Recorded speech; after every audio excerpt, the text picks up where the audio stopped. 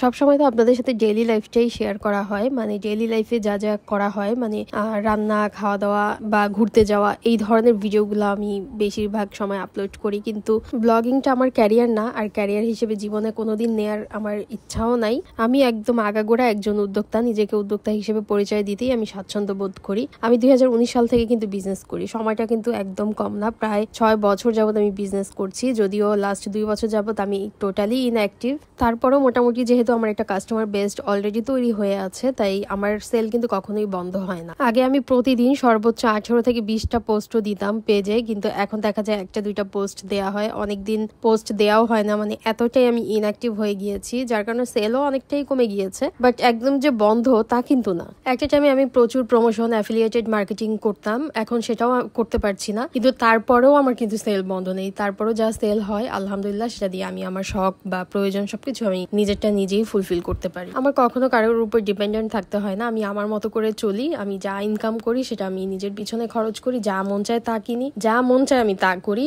মানে আমার টাকার হিসাব নেওয়ারও কেউ নেই বা কাউকে দেওয়ার মতোও নেই। আর এই ব্লগিং পেজটা আমি যখন খুলেছি তখন আমার উদ্দেশ্য ছিল যে আমি পেজটাকে একটু রানিং করে এইটার মাধ্যমে আমি আমার প্রোডাক্টের প্রমোশন গুলা করবো একটু অন্যভাবে। কিন্তু আমার বিজনেস পেজের সব ধরনের প্রমোশনই যেহেতু আমার বন্ধ, তাই ব্লগ পেজে আমি ওই ধরনের প্রমোশন গুলো এখন পর্যন্ত করতে পারিনি। তবে এখন থেকে আমি ফুল ডিটারমাইন্ড যে আমি কিছু কিছু প্রমোশনাল কাজ আমি নিজে করব, মানে আমার প্রোডাক্ট রিলেটেড কিছু কিছু কাজও আপনারা এই ব্লগ পেজে পাবেন। আর আমার বিজনেস পেজের কন্টেন্ট এবং আমার প্রোডাক্ট গুলো দেখার জন্য অবশ্যই আমার পেজে একটা ফলো দিয়ে রাখবেন।